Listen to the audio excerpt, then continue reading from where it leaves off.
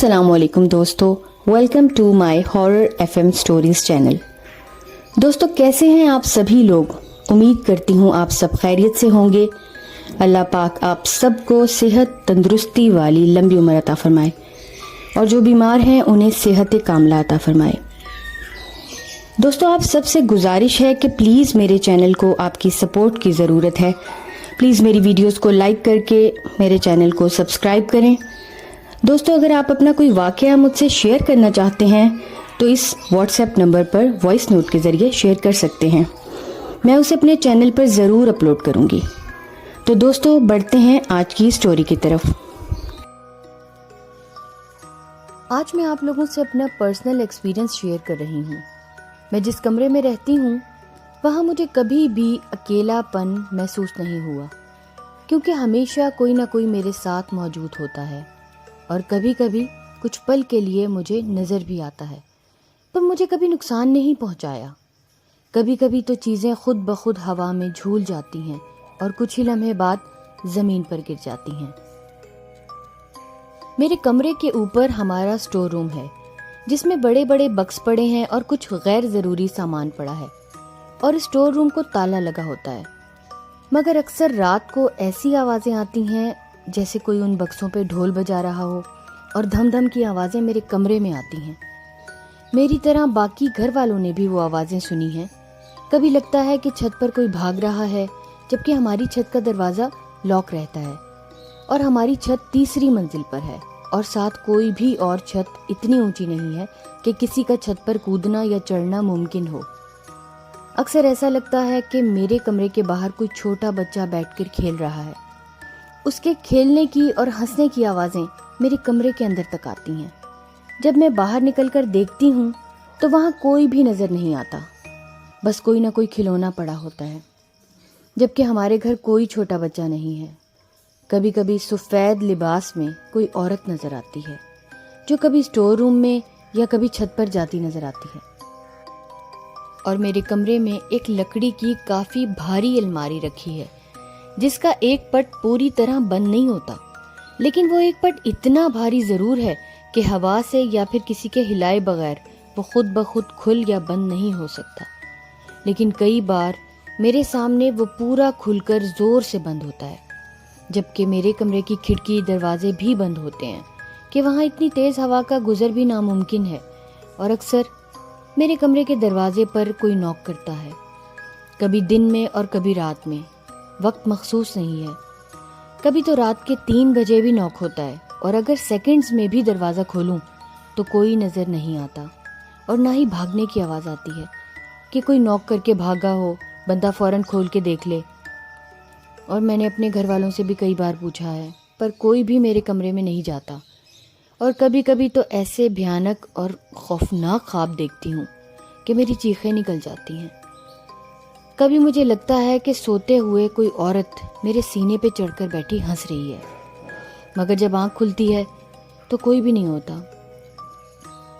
लेकिन मैं नमाज और इबादत की पाबंदी करती हूँ और इसी कमरे में रहती हूँ, क्योंकि मैं जानती हूँ कि जब तक अल्लाह पाक ना चाहे मुझे कोई नुकसान नहीं पहुँचा सकता। और अगर मैं इन मखलूक़ात से डरती रहूँगी तो ये मुझे और ज़्यादा डराएंगी। और मेरी ये दुआ है कि अल्लाह पाक हम सब को हर बुरी मखलूक, नज़र और शय से महफूज रखे, आमीन। तो दोस्तों इसी के साथ चलते हैं दूसरी स्टोरी की तरफ। जो वाक़या आज मैं आपसे शेयर कर रही हूँ ये मेरी खाला के साथ पेश आया था। मेरी खाला खानपुर में रहती थीं। ये 2004 की बात है, जब खालू रेंट पर घर ढूंढ रहे थे। तब खाला खालू हमारे घर आए और कुछ दिन हमारे घर रहे। फिर उन्हें घर रेंट पे मिल गया और वो उस घर में शिफ्ट हो गए। वो घर काफ़ी पुराना बना हुआ था, उसे देखकर ही कुछ खौफ सा आता था।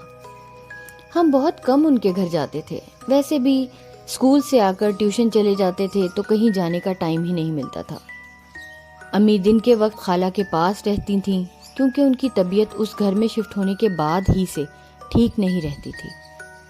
खाला के उस घर में पहले कोई क्रिश्चियन फैमिली रहती थी और वो आदमी काला जादू करता था और काफ़ी लोग उसके पास आते जाते थे। جب محلے والوں کو یہ بات پتہ چلی تو انہوں نے زبردستی ان سے یہ گھر خالی کروایا۔ اس کے بعد وہ گھر میری خالہ نے لے لیا۔ بس یہی ان کی بدقسمتی تھی، کیونکہ خالو کے پاس ابھی کوئی اچھی جاب نہیں تھی کہ وہ کوئی اور گھر لیتے، تو انہوں نے کم رینٹ پر یہ گھر لے لیا۔ ابھی اس گھر میں شفٹ ہوئے کچھ ہی دن گزرے تھے کہ خالہ کی طبیعت خراب ہونے لگی اور کچھ عجیب و غریب واقعات ہونے لگے۔ شروع میں خالو کے پیسے غائب ہونے لگے۔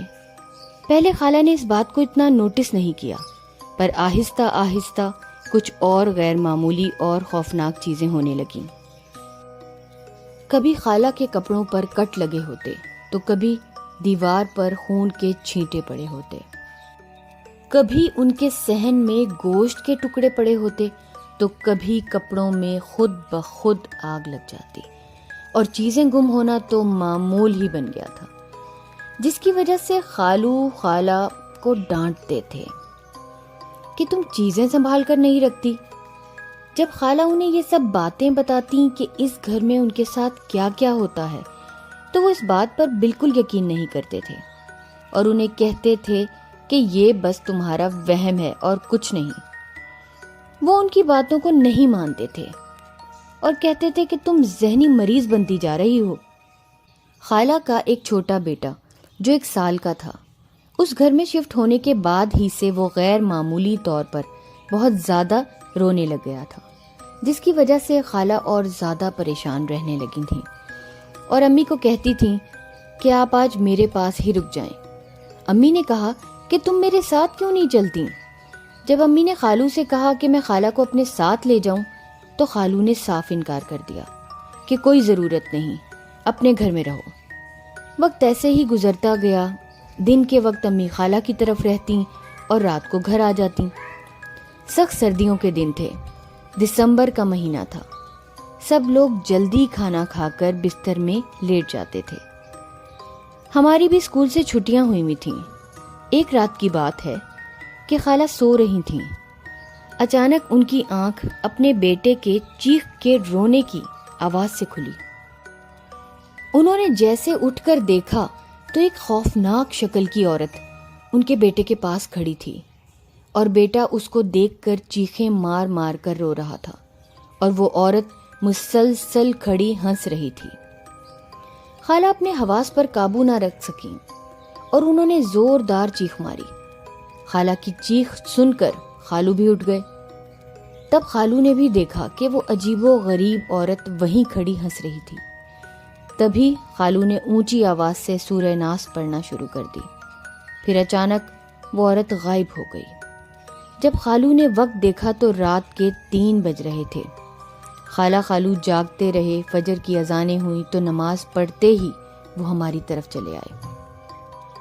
جب خالہ ہمارے گھر رہ رہی تھیں تب بھی وہ عورت انہیں نظر آتی تھی اور ان کی حالت عجیب ہو جاتی تھی، ہاتھ پاؤں ٹیڑھے ہو جاتے اور چیخیں مارنا شروع کر دیتی۔ امی ساری رات خالہ کے ساتھ جاگتی رہتی تھیں۔ پھر خالو کو کسی نے ایک صاحب علم کا بتایا جو روحانی علاج کرتے تھے۔ خالو ان کو گھر لے کر آئے تو انہوں نے خالہ کی کیفیت دیکھتے ہی کہا کہ اس پر کالے جادو کے اثرات ہیں، جس گھر میں تم رہتے ہو وہیں سے وہ اس کے پیچھے پڑی ہے۔ خیر انہوں نے کچھ تعویذ دیے، جو کچھ پینے کے اور کچھ گھر میں چھڑکنے کے لیے دیے اور کچھ گھر کے دروازے پر لگانے کے لیے دیے۔ پھر وہ باقاعدگی سے 40 دن تک وہ عمل کرتی رہیں اور سب گھر والوں کا صدقہ بھی دیا۔ خدا جانے وہ عورت کون تھی اور ہم سے کیا چاہتی تھی۔ اس سب کے بعد خالہ نے وہ گھر چھوڑ دیا، مگر آج بھی وہ ڈر کر اٹھ جاتی ہیں اور کانپنے لگتی ہیں۔ پر شکر اللہ کا کہ اب ویسا کچھ نہیں ہے۔ ہم اکثر خالہ کو تنگ کرتے ہیں کہ آپ اتنی بڑی ہو کر ڈرتی ہیں، پر وہ ہی جانتی ہیں کہ اس وقت ان پر کیا گزری تھی۔ امید کرتی ہوں دوستو آپ کو میری یہ کہانی اچھی لگی ہوگی۔ اگر اچھی لگے تو پلیز میری ویڈیو کو لائک اور میرے چینل کو سبسکرائب ضرور کریں اور بیل آئیکن پر کلک کر کے آل نوٹیفیکیشن آن کرنا مت بھولیے گا۔